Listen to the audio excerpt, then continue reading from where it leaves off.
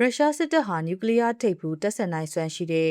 မဟာဗျူဟာဟိုက်ပါဆိုနစ်ဒုံးကျည်အိုရှနစ်ကိုအသုံးပြုပြီးယူကရိန်းနိုင်ငံကိုတိုက်ခိုက်ခဲ့ကြောင်းထုတ်ပြန်ကြေညာခဲ့ပါတယ်။ဒါဟာ၄နှစ်ကျော်ကြာလာတဲ့ရုရှားယူကရိန်းစစ်ပွဲအတွင်းရုရှားဘက်ကနည်းပညာအမြင့်ဆုံးတာလက်ပစ်ပဲ့ထိန်းဒုံးကျည်အိုရှနစ်ကိုတတိယအကြိမ်အသုံးပြုတာဖြစ်ပါတယ်။မေလ24ရက်နေ့မနက်ပိုင်းမှာယူကရိန်းမြို့တော်ကိဗတ်ဟာရုရှားဘက်ကဒရုန်းနဲ့ဒုံးကျည်အများပြားပစ်ခတ်တိုက်ခိုက်မှုကိုကြုံခဲ့ရပြီးအနည်းဆုံးလူ၄ဦးသေဆုံးခဲ့တယ်လို့ယူကရိန်းဆိုရကထုတ်ပြန်ပါတယ်။ရုရှားစစ်တပ်ကတော့အဲ့ဒီတိုက်ခိုက်မှုတွေထဲမှာအိုရှနစ်ဒုံးကျည်ကိုအသုံးပြုခဲ့တာအတိပြုထားပြီးယူကရိန်းဘက်ကရုရှားထိန်းချုပ်နယ်မြေတွင်အရက်သားအခြေခံအဆောက်အုံတွေကိုတိုက်ခိုက်ခဲ့တဲ့ပေါ်လက်တုံ့ပြန်တာဖြစ်တယ်လို့ဆိုပါတယ်။အိုရှနစ်ဒုံးကျည်ဟာနျူကလ িয়ার ထိပ်ဖူးတပ်ဆင်နိုင်တယ်လို့အတန်မြန်နှုံးထက်10ဆအထိမြန်နှုံးနဲ့ပြန်တန်းနိုင်တာကြောင့်ကြားပြတ်ပစ်ချဖို့မဖြစ်နိုင်ဘူးလို့ရုရှားဘက်ကကြွေးကြော်ထားတဲ့လက်နက်စနစ်တစ်ခုဖြစ်ပါတယ်။ကိဗန်မြို့ရှိမျက်မြင်တွေကတော့မေလ24ရက်နေ့တိုက်ခိုက်မှုဟာစစ်ပွဲကာလတလျှောက်အပြင်းထန်ဆုံးတိုက်ခိုက်မှုတွေ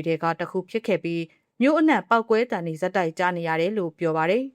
။မနက်အလင်းရောင်ရလာချိန်မှာတော့ပျက်စီးနေတဲ့အဆောက်အုံတွေဈေးဝယ်စင်တာတွေပြတိုက်တွေကျောင်းတွေတက္ကသိုလ်တွေပြဆက်ရုံတွေမှာကယ်ဆယ်ရေးလုပ်ငန်းတွေလှုပ်ဆောင်နေပြီးပိတ်မိနေသူတွေကိုရှာဖွေနေတာတွေ့ရပါတယ်ရှင်။